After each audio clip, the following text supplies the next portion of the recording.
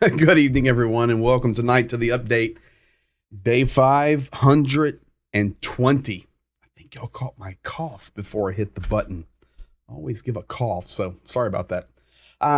So welcome to you tonight. Huge update tonight. Just a few hours ago, Dnipro was hit with Iskander missiles. I've got the update on that. Lots of stuff happening in Ukraine. Good and interesting. Additionally, tonight we're going to talk about Germany, Russia, Africa, North Korea, Shoigu, Prigozhin. There's tons of stuff. So thank you for being here. Thank you, as always, for liking, commenting, sharing, subscribing. Hit that notification bell so you know every time that we're live or uploading content. And thank you for continuing to give, to share, to tell others. So welcome, welcome, welcome. As always, Don Gentilini, welcome to you, sir. And thank you for your kind words. As always, we're here. Here's some Ukrainian for you guys. Do peremoga. That means we're here until victory. Linda Cassio, Greenville, Pennsylvania. Welcome to you. Chuck Pinkham, San Jose, California. You're very welcome, my friend. Rick Berry, Blagoslavu za Ukrainu. Blessings on Ukraine or for Ukraine. Okay, everybody's wanting to drop the Ukrainian on me here. Зрештою, ми будемо пам'ятати не слово наших ворогів, а мовчання наших друзів. So, there'll come the time when we're not going to remember the words of our enemy, but the silence of our friends. So there's a translation on that. Martin Luther King Jr. Carrie Dyer, welcome to you out there in Nevada, Forest Hill, California. One of our moderators, Jeffrey Burnett. Thank you as always. Evening all to you, Ricochet, my friend. Lynn Fireball, welcome to you down there in the great Dominion, the old Dominion, Virginia.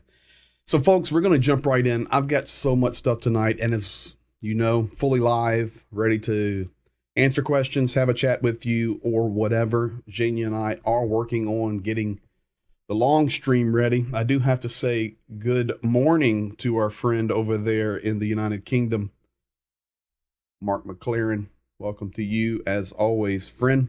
So we're going to jump right in and get going. So over the last 24, 36 hours, these have been the major areas. I can tell you, let's start at the bottom. Of course, you guys know where Odessa is, and we're going to be talking about Odessa more, especially ports.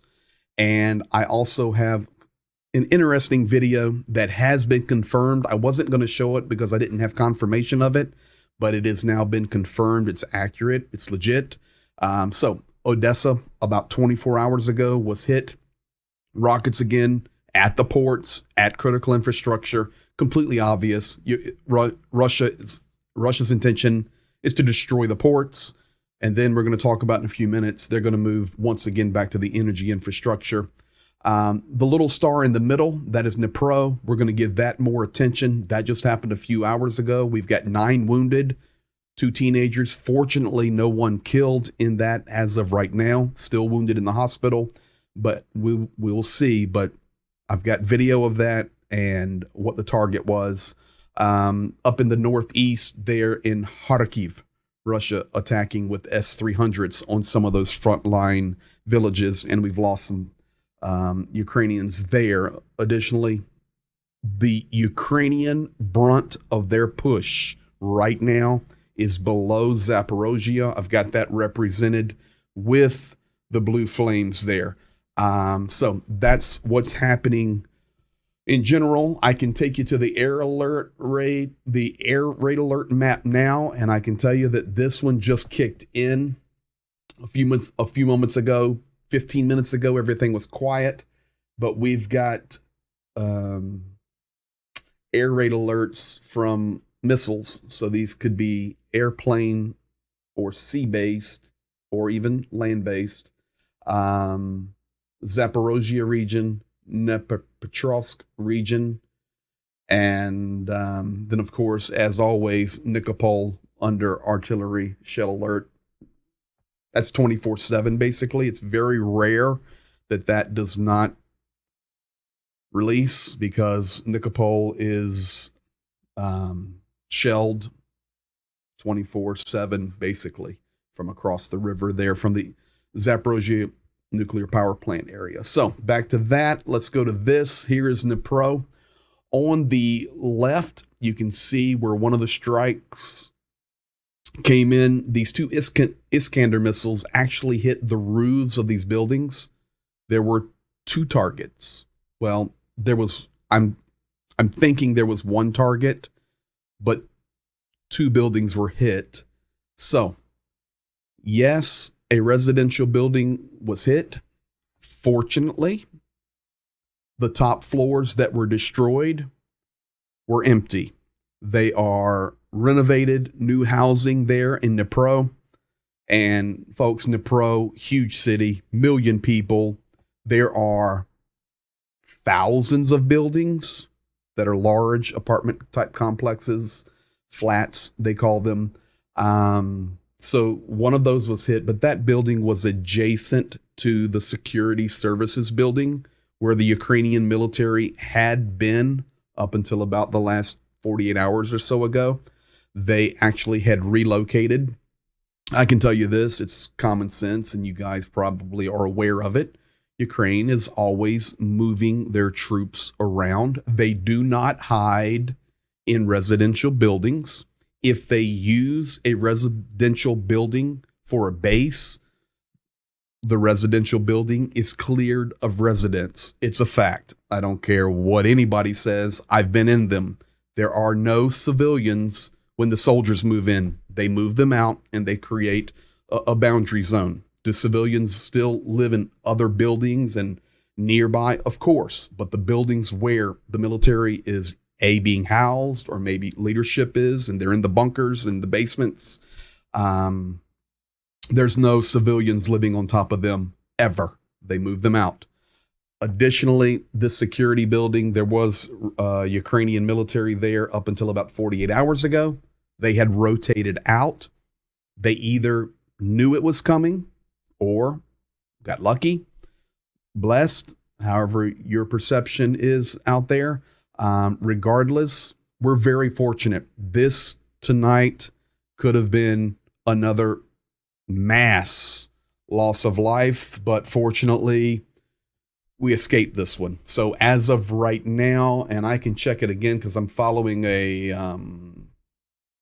hospital thing. Yeah, still 9 wounded. They're still working through it, but 9 wounded. And the missiles are flying again, Zaporizhia and Dnipropetrovsk. So that would be Dnipro city again. So that's where we're at. Now, I have some video of that.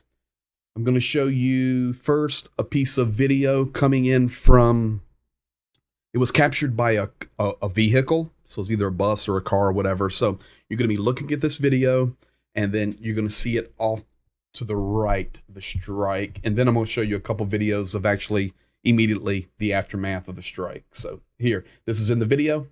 And yes, this was a daylight strike.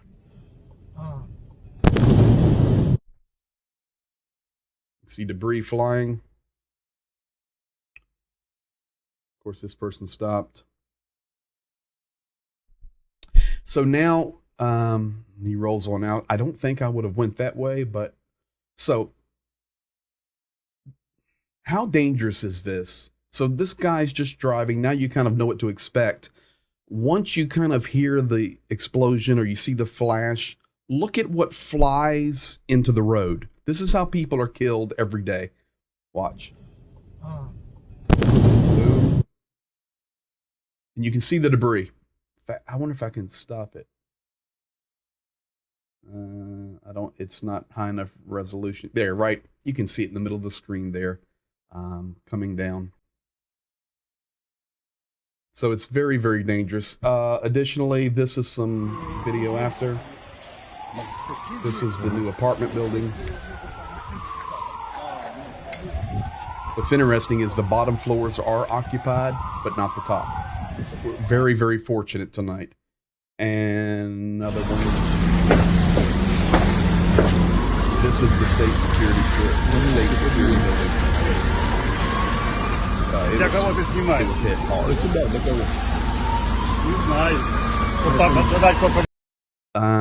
So that's what we have there. And yes, those missiles were not taken out by air defense. They were direct hits. They were Iskanders, already proven. And that's because Dnipro, Zaporizhia, not that far from the lines where the Iskanders can be shot from. Mark McLaren, they're protecting their people from Russian terrorism. There's no part of them that are willing to use civilians as human shields. It's not the Ukrainian way. That is a fact. 1,000,000%. Andrea Shof agreed. Mark, Ukrainian leaders want to save their citizens, not hide behind them like cowards. It's a fact. We're just here to share the truth and tell the truth, and whether people want to believe it or not, we can't control that. But we can share the truth. So that's Dnipro. Now, information coming out, and you guys know this is public. There's nothing special here, but this most likely is the ultimate plan for Ukraine, and that is to push south of Zaporizhia, Russian speaker, Zaporizhia, push down through Tokmak into Melitopol, and push on down into Crimea. And you may be there tonight and you say, well, why wouldn't Ukraine want to push in the east? So let's go over there. So here's the reason Ukraine is pushing in the east. Okay, and this is outside of Kharkiv in the northern. You can see the triangles representing the Russian formations. I'm just going to be honest with you folks. It's not going to happen in the east. It's not going to happen in Lugansk. Russia has been preparing for this in this region since 2014, almost 9 years. Yeah, we have our battles. It goes back and forth. And to be honest, on this northeastern front, Ukraine is making some more pushes here to the south of Bakhmut, but Ukraine realizes they're not going to push them out of here first. They need to cut the supply route from the south, because right now everything in the east, of course, is supplied directly across the border. No stopping it. But that map I'm showing you is right here where Ukraine is making some push. So if they can eventually, it's not going to happen in a day. It's not going to happen in months. It's going to take time. If they can push down through Melitopol, and there's only one road here. It's the Melitopol road down to Crimea. And then, as we've taught you, there's the Kherson road down to Crimea. If they can cut this supply line off, this is the most realistic one to cut off. So we'll see, but that's where we're at there on the front lines. In fact, this map, and they were talking about this today, that this is the most logical, the most effective way that Ukraine can return their territory. Now, in response to the south, Russia has moved in the Ka-52 Alligator attack helicopters.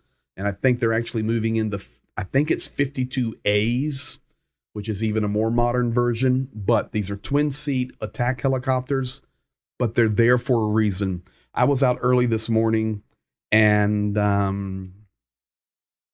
so you guys know Rick Berry's always here in the chat. So I took care of old Rick this morning and took him to a doctor's appointment. I was the only one left. He got to roll with me. Oh, I got to roll with him at 6 a.m.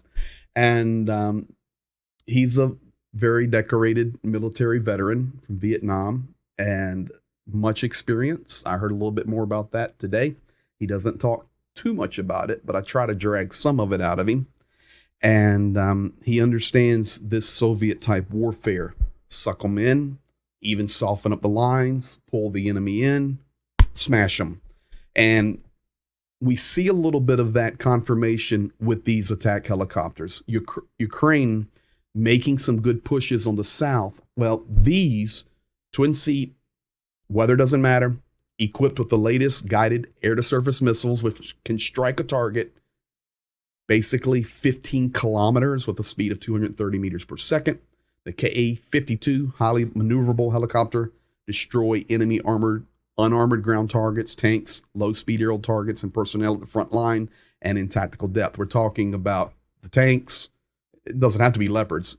Tanks, Abrams, troop carriers, whatever it may be. It's also deployed as a surveillance platform and aerial command post for a group of attack helicopters. They're quick, they're speedy, they're good. It's what Russia uses in Syria, and they're rotating them now, some of them up to southern Ukraine, not the east, southern Ukraine, because they want to be able to hit as these personnel come in, use these helicopters to make the strike back. So that's what's happening. These have been used very little in this war to this point.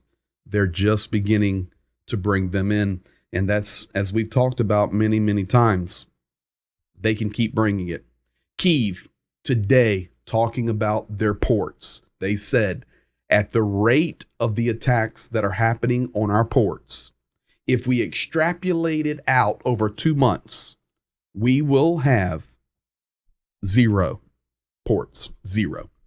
Now, I'm going to talk more about the ports in just a moment, but if I go back to the map, you guys know Mariupol, huge port on the Sea of Azov, occupied. Berdyansk, massive port, shipyards, massive, gone. Henichesk, massive port system with a protected bay here, gone. Of course, Crimea. We then come around the southern Kherson Oblast here. Of course, Ukraine's not doing anything there.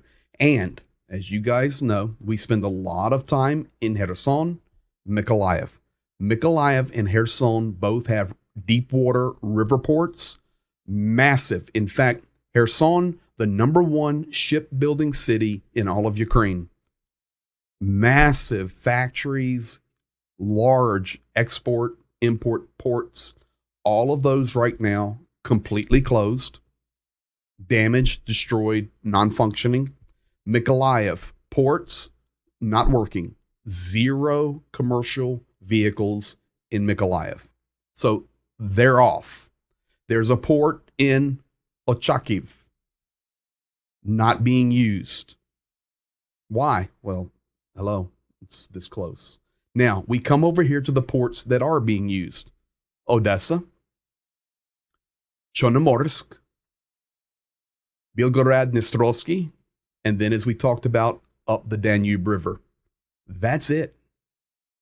They have lost their largest percent of ports, shipbuilding, export, import, because Mariupol, Berdyansk, and then the river ports of Kherson and Mykolaiv, which are deep water, are gone. You have Odessa being basically hit every day, and then this entire south being attacked every day. It is obvious Russia working to take those ports out. So we're seeing it, and they talked about it today in Kiev. They said, this is their security service, what the information that Kiev puts out. If the rate of attacks on our ports continue in 2 months, we will have no ports. That's where we're at. It's a fact. Kiev military today also released a report. This is their military think tank. This is not Zaluzhny. These are the speculators. I don't know if that's a fair word to use. Not prognosticators, not propaganda. They are analysis. They do the analysis. They're projecting the way we're going. It's good. They compared it to a soccer match. Of course, football, for those of you in Europe, here in the U.S., soccer. And their report was like this. We're in the 30th minute. Of course, soccer games, football games are 90 minutes. We're in the 30 minute now, and the score is 2-2. Completely agree with that. I think I agree with that. I agree with that. The reason it's kind of hard to agree with that Forget Lugansk and Donetsk. A lot of that was taken since 2014 in Crimea. But, we're down 20% of our property, basically. 20%. But since that was initially taken, and then you had the early retreats about 6 months where Ukraine conducted their first offensive operation, this is where the line is held. So looking at it that way, okay, yeah, 30th minute, scores 2-2, we're holding tight. They also reported 1991 borders are possible, but it will not end the war. I remind you, Zelensky, others have talked about, even if we push them to the border, it's not good enough. We're going to have security guarantees, demilitarization zone, much like North Korea, South Korea. And this is going to end with political decisions even after the war. They also reported F-16s, air defense, although welcomed, appreciated, it is not the panacea. Panacea, of course, meaning solution to a major problem. Ports are just the beginning, and we are expecting more infrastructure will be struck coming into the fall and winter, which is what Ukraine is projecting. Also, strategic analyst, thank you. That's what I'm looking for. So that's where we're at coming out of Kiev. A lot of information came out of Kiev today. Do not forget, Russia has stated publicly that they're going to intimidate or ensure that no military cargo is coming into the ports that Ukraine still has available, such as Odessa. And Ukraine has also threatened that ships that are carrying cargo or naval vessels heading into the Russian-controlled Ukrainian ports are also targets. Today, this video was documented. This is not a joke. I'm going to play you a video. This was reported by Gerashenko and corroborated, validated. This is a audio monitor. This is not the picture. This is just a picture. You're hearing the audio. It's in very heavy accented Russian accent English. It's obvious if you're a Russian speaker, it's Russian speakers. And they're speaking and giving a warning to a ship coming through the Black Sea hauling cargo. Here it is.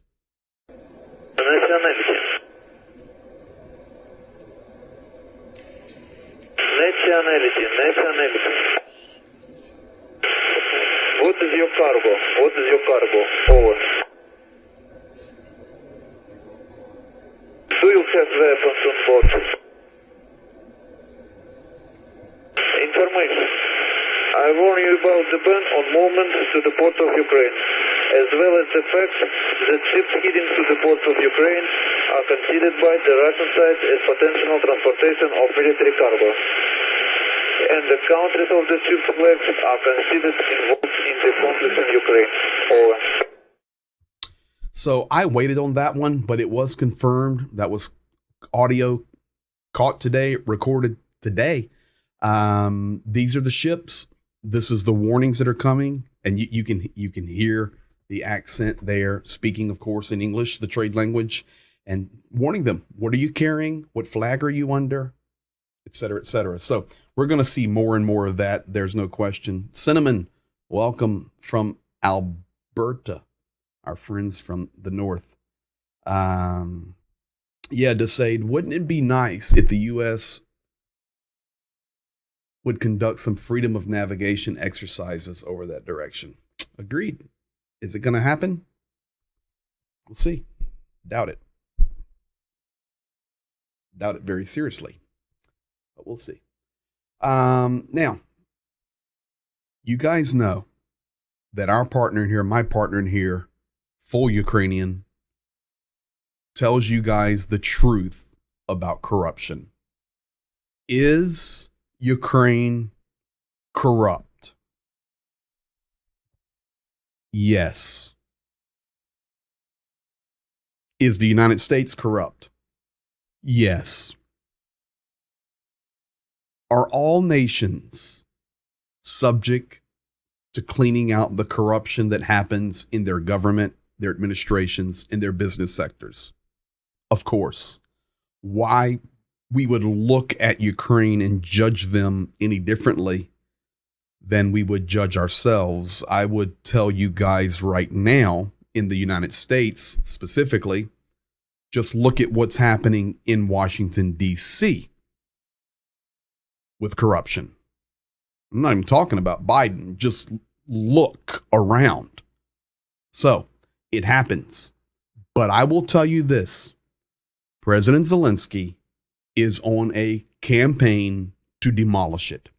Over the last few days, Ukraine has had a parliament member on vacation in the Maldives. He's no longer a parliament member. Not only that, you see the airplane icon up there? Zelensky, with parliament approval, has now abolished federal, national, governmental travel unless approved by governmental sections. It's not prison, but he says, you're not going on vacation while our sons and daughters are fighting for our very land and lives. Additionally, in Odessa, in Ternopil, in Zhytomyr, we've had some criminal politicians on the take. They're no longer in office. They're being prosecuted. Ukraine is fighting the corruption. So that's the truth. And I even have people that are friends of mine tell me, well, how can you support them when they're so corrupt? And I just say, you know what? This is what I say. Let me get this over here. Oh, by the way, I got the Slava Ukraine on tonight.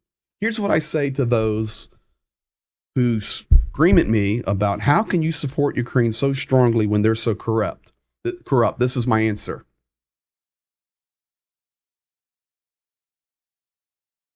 Look in the mirror.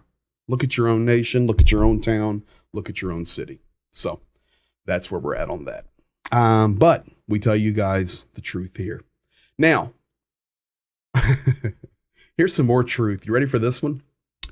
Remember, Prigozhin was going to be hunted down and killed by Putin because he did a coup d'etat. And Shoigu, he's going to be put out and overthrown. Oh, Prigozhin's being banished to Belarus. Prigozhin's being banished to Africa. They're going to kill him. How's that working for you? There he is today in Moscow at the Africa-Russia Economic Forum, where Putin made speeches. I'm going to give you some of that in a moment. He was personally meeting with African leaders from all nations and the African delegations were staying in the hotel owned by Prigozhin. You can't make this stuff up, folks. You can look it up. I'm telling you the truth. Prigozhin, there he is in the same meetings today with Vladimir Putin, the leaders from Africa. Here he is discussing strategy for African nations.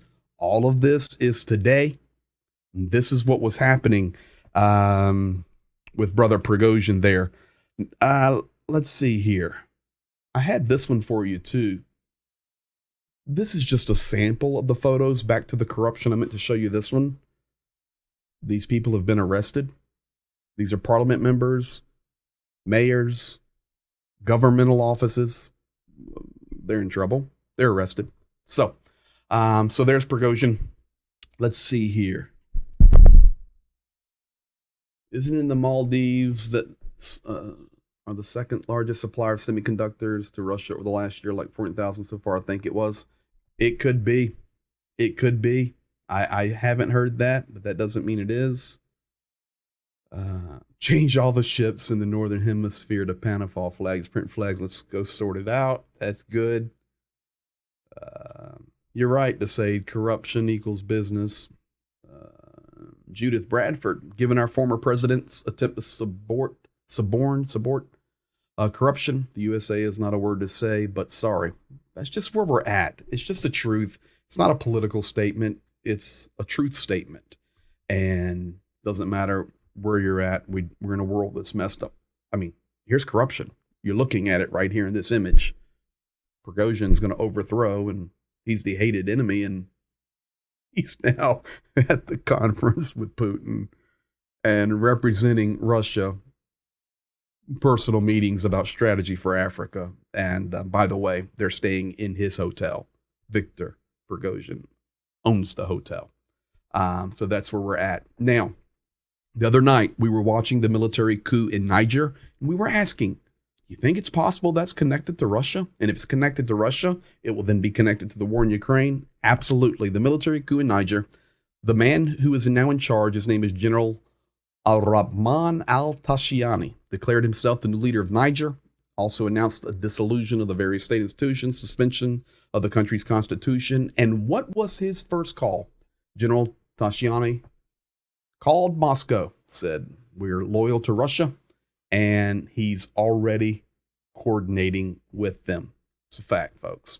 A couple of images out of Burkina Faso. A lot of African connections tonight. Remember, you've got this going on, the strategy meetings, the economic forums, leaders from 49 out of the 54 African nations in Russia. And I and others have told you guys, this is not just what I read. I spend a lot of time in Africa, and I spend a lot of time in Ukraine. We already know about China, but I'm telling you right now, Russia and China own Africa, lock, stock, and barrel. I will gladly bring on a guest from Africa to tell you the truth. That would be easy. Lock, stock, and barrel. And we're seeing it right here. This is Burkina Faso picture today, celebrating the Wagner Group. This is holding the Russian flags and their flag. Here we have Burkina Faso. That says, "Мы хотим в Россию." So, okay, what does that mean? It means we want to be with Russia. These are the things that were happening at this forum today. Now, who's in charge of this forum? Well, Vladimir Putin was representing this push, and I'm going to show it to you guys now, and you're not going to believe what I'm getting ready to show you. I've got a couple of images here I'm going to show you, and then I'm going to show you a video of Putin. First, I'm going to show you a video of Kirill. So, you see behind Putin there, Kirill. I stick behind our statements from day one. Ultimately, this is a holy war. And here's Kirill opening the forum. Now, what's funny here is he calls Vladimir Putin the wrong name. I'm going to translate this over top of what he's saying so you can understand some of it. But then you see Putin look at him funny. It's because Vladimir Putin's name, in the most respectful way, is Vladimir Vladimirovich Putin. You always take the first name of the father, and that becomes the middle name of the son, and you add Vich on it. That's how it works. That's how it works in Ukraine. That's how it works in Russia. It's how it works in that whole world. So, for example, let's say Zhenya, and his official name is Yevgen. And his father's name, Igor. So Zhenya's name would be Yevgen Igorovich Matsutsa. That's just how it is. So Vladimir Putin's father's name was Vladimir.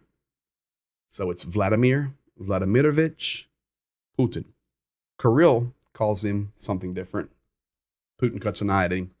And, of course, they're buddies. But then Kirill opens the conference.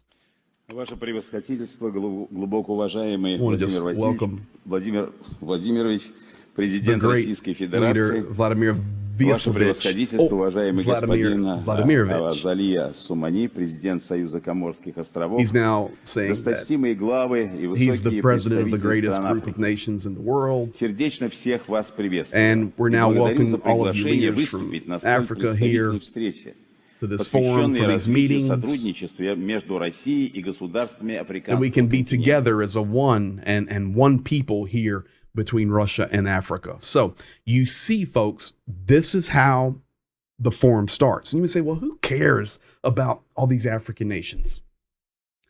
Russia does, China does, and the rest of the world should. First of all, a lot of really good people in Africa. I spend a lot of time there.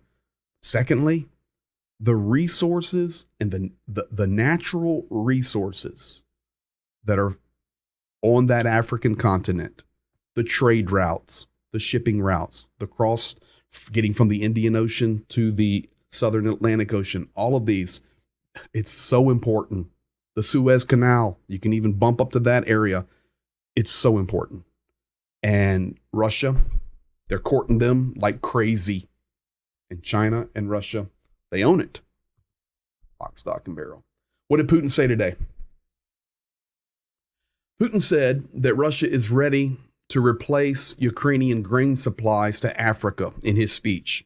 Here's what he did today. This is why the grain deal's not coming back anytime soon. He said, our country, Russia, is able to substitute Ukrainian grain, both on a commercial basis and humanitarian basis, to the most needing countries in Africa. He's saying, we'll give grain away.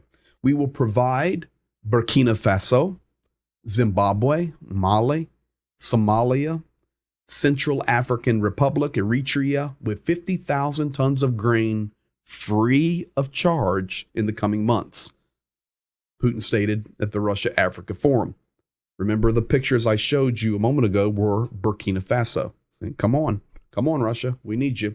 Secondly, Putin announced that Russian state propaganda media will start working in African countries soon. He's releasing TASS, Russia Today, RT channel, VGTRK, and Russian newspapers to work in African nations. And this was his quote. We suggest to create a common information space in Russia and Africa within which objective, unbiased information about the events happening in the world will be broadcast to the Russian and the African audience, Putin said during his summit. So that's what's happening. I've got one more I'm going to play for you.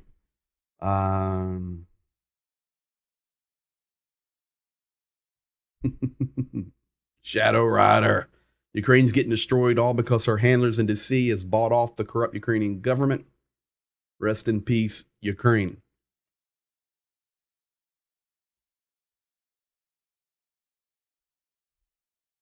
Was talking to a longtime friend from Uganda. He was not unhappy exactly, but perplexed by Uganda's backing of Russia. Realized the economic necessity. It's just a fact. They own them. Now, I gave you the two quotes here. He had this big long speech.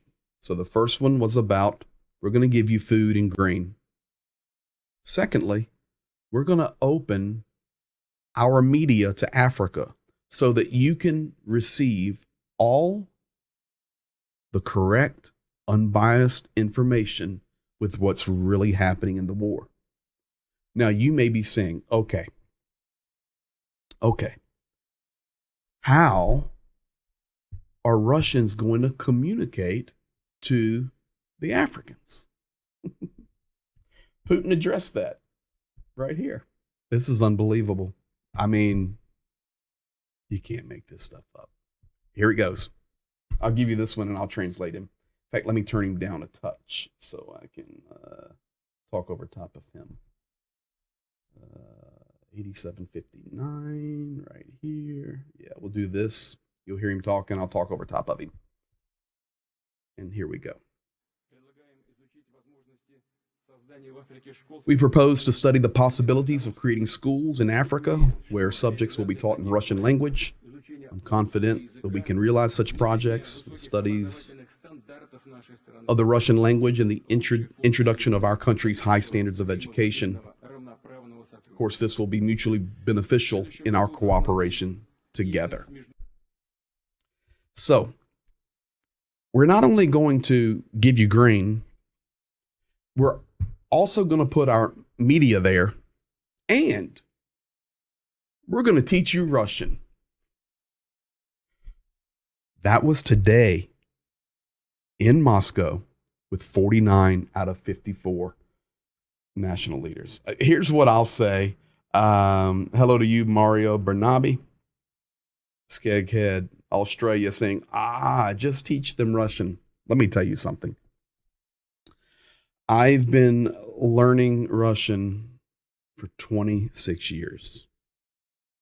And my Russian's good. It's good. Без проблем. Я могу поговорить. Без проблем. I can speak, communicate, understand. No problem. Roll. Never need a translator. A lot of the stuff like that, I'll just translate that for you straight. Or if it gets very technical, I'll send this to one of my buddies. But nobody's learning Russian in a year. Nobody's learning Russian in 2-3 years. I don't know. All he's trying to do, folks, is it's propaganda. We're going to train you. We're going to educate you, teach you our language, give you food, put our media there and tell you the truth. And they're eating it up. Why are they eating it up? Because many of those nations are extremely poor. And when you're told by a superpower that they're going to give you grain, that they're going to bring education to you, they're going to bring news of the outside world to you, they're going to jump on it like crazy. The question is, are other nations doing this? No, they're not. So that's where we're at with Vladimir Vladimirovich today. Now, here's another one. It's right, Carl Elwell. That's the word, gaslighting. Teach them incorrect Russian. Hey, we'll teach them Ukrainian. It's interesting. It's just interesting. Now, with that said, I want to set up a precursor on this one. What you're seeing here is the logo on the right of Russian Times. Russian Times is still very active in Europe. They have not been kicked out of Europe.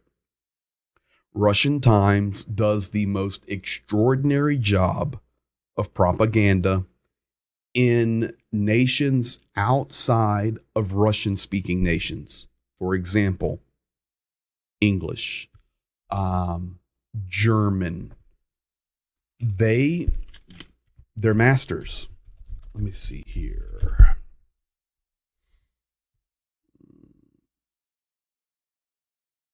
So I can do this for you. So here it is right here. This is Russian Times. Some of you guys may not, it is a German flag. I'm going to show you something in a second. But so here's Russian Times. So you can see the logo up here, RT. Look at their headlines. Watch Ukrainian missiles strike Russian city. And it's just everything. Israel's legal reform chaos is the United States' fault. It's nothing but propaganda. But they're masters. I mean, you look at this. To be quite honest with you, in fact, I'll just do this. Let's go here. I'll make everybody happy. Give you that. Give you this. So there's a left and there's a central to right. If I'm coming to read news, this is much more user-friendly to my eyes. It should be to yours too, probably. Because I see just the headlines. Just the headlines. 1, 2, 3, 4, 5, 6, 7, 8, 9, 10, 11, 12, 13, 14, 15, 16, 17, 18, 19. Just 19 headlines right in my opening screen. If I go to Fox, I see an advertisement at the top, and then the top of the story on Trump here and a picture, and then advertisements on the right for Fox's lineup. And then I have to scroll down, and I've got 6 articles, 9 articles, back at ads, and then I'm down here trying to make it so graphic. I'm not looking at that mess. CNN, you've got your story here. You've got your ad at the top. See the font size, small. I'm telling you right now, these guys are masters. Here's Al Jazeera. Similar. You come down here, they have most read here. But if you go to this, which one are you reading? I'm going to read this. Look. They know how to do it. That's all I'm saying. They know how to do it. They're masters. That's just in presentation, not in content. Now, with that said, yeah, that's it, bud. Westerners do not understand the expertise, capabilities, KGB propaganda, social manipulation operations. Putin is director with the K. It's crazy. So now I'm going to bring you guys back to this story because I really want you to understand this is not German. I know we have German viewers. Yeah, exactly right. Fox News looks like a YouTube page. It does. If that's what they want, great, but you're not getting information out. So, for our dear German friends in here, this media is not produced by Germany. I repeat, I have a German flag there because Russia Today, RT, manufactured this video. These are actors in Moscow, and this is created in German and being broadcast in every platform that RT has access in Germany. Hope everybody's got that. I am not saying Germany did this. They did not. Russia did this in Germany. Here it is.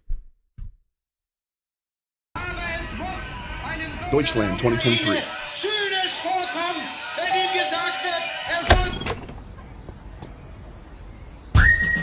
Guten Tag.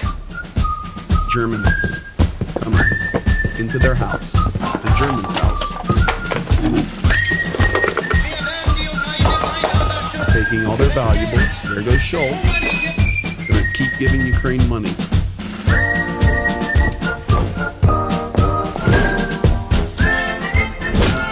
Let's take the big thing.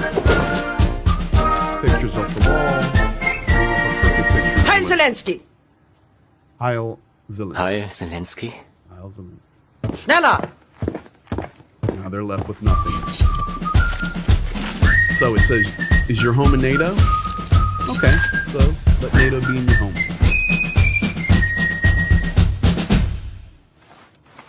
Yeah. Leopards! Heil Zelensky! Decide, it makes it even worse. It's correct. But I can't say that stuff because I get I'll wake up in the morning with 25 emails from Germany in Germans who said, I don't watch you anymore because you're giving a wrong picture of Germany. Germans didn't make that. Russians made it, but Germany allows it. That's correct. 100% correct. So that's what's happening there. It's kind of interesting. Now, last thing for tonight, where's Shoigu? Shoigu is finishing up his work in North Korea. So he's had state meetings. You can see him here, pure Soviet look. Got the kids, got the big stadium full of people. He's on the left, saluting the kid. Kim Jong-un's in the middle, giving a hug. Some more pictures. They're watching a state show, got their tables. I mean, this is 1959 Soviet Union. They had their meetings, sitting at tables together. And that's in Kim Jong-un's office. There's his dad and grandpa over the shoulders on the wall. What's going to come from it? No idea. No idea.